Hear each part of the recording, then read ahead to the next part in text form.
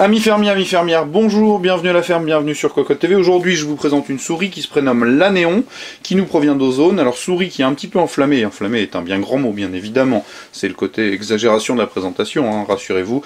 Donc, qui a enflammé l'esprit, les propos de certains lecteurs, parce qu'elle a un positionnement qui en rappelle d'autres. Alors, pour le coup, elle nous provient de chez Ozone, et on retrouve donc une présentation très tache de sang dans une boîte hexagonale avec les quelques informations techniques répétées dans des encarts à droite et à gauche, et comme c'est devenu la coutume chez Ozone, la caution d'un super PGM qui se prénomme Choi In-kyu, qui fait partie donc de l'équipe professionnelle, s'il vous plaît. Donc cette souris, comme vous le voyez, le fil est fait pour voilà, aller se brancher à l'ordinateur portable afin de vous présenter le rétroéclairage après. Et donc fourni avec un bundle qui comporte sa plus grande caractéristique par rapport à une autre souris que je vais vous présenter après, le CD de pilote, le manuel de l'utilisateur pour tirer la quintessence du pilote et le traditionnel autocollant Ozone. Alors la souris que je vais vous présenter en même temps, c'est celle-là. Ça m'a amené d'ailleurs à modifier un petit peu le test, dans la mesure où je l'ai déjà testé, en partie, hein, pas évidemment complètement. Pourquoi? Parce que j'avais la sensation qu'elle était très très légère, et en réalité elle est même plus lourde que celle-ci, ce qui fait que on avait un petit peu la sensation qu'elle était cheap, mais elle ne l'est pas plus qu'une Zowie qui pour autant propose une finition exemplaire. Et vous allez le voir, j'enlève la Zowie, en fait ça tient un peu de choses, parce que pour le coup elle est quand même recouverte de soft touch, d'un soft touch pailleté qui est du plus bel effet sur le dessus, d'un soft touch un peu plus sombre sur la partie inférieure qui est aussi de très bonne qualité, et finalement l'aspect un petit peu cheap provient tout simplement de ce petit cerclage de plastique, un peu aspect laqué, finalement qui la dessert un peu plus qu'il ne l'orne de bonne façon, tout simplement, parce qu'au-delà de ça, en termes de finition, il n'y a pas grand chose à dire, hein, c'est bien fini.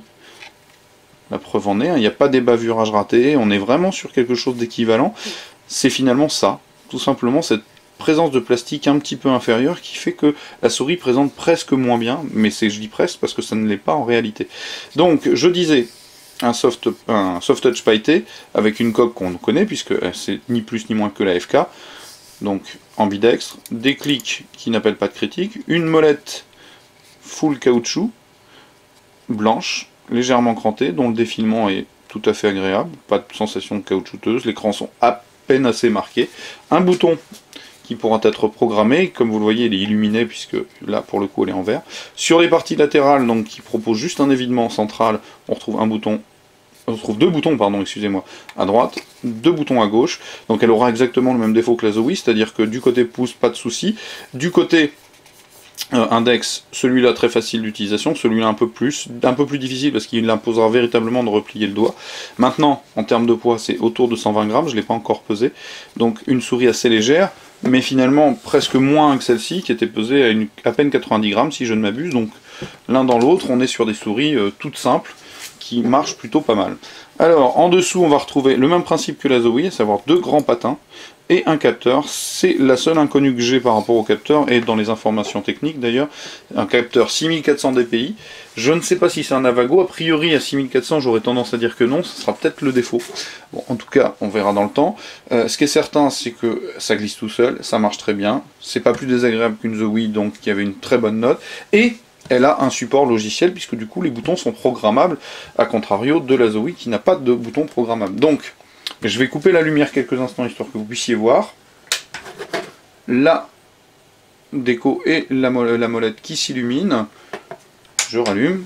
Voilà, vous m'excuserez pour les flashs dans la caméra, mais je ne peux pas faire autrement. Donc quelque chose finalement de bien placé à mon sens, parce que 44,90 € c'est moins cher qu'une Zowie pour le même produit, avec un support logiciel, donc quelque chose finalement de plutôt concurrentiel. Après évidemment certains pourront contester la suprématie de la coque, mais a priori c'est plutôt de ce côté là qu'on va retrouver l'origine et non pas forcément du côté de chez SteelSeries. À voir maintenant, je reste persuadé que ça c'est plutôt un bon produit. Voilà, donc il s'agissait de l'Anéon d'Ozone, donc une souris ambidextre, toute simple, à 8 boutons programmables, que vous dire d'autre, le capteur 6400 dpi, et j'ai oublié la puce mémoire qu'elle embarque pour les macros de 128 kg, et je pense que c'est à peu près tout. Il y a évidemment du pooling rate à 1000 Hz, d'ailleurs le temps de réponse des boutons est aussi paramétrable, je l'oubliais, je reprends la boîte afin de corriger si je ne vous dis pas de bêtises, non.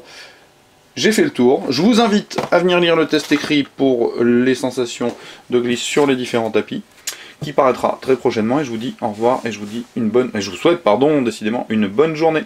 À bientôt!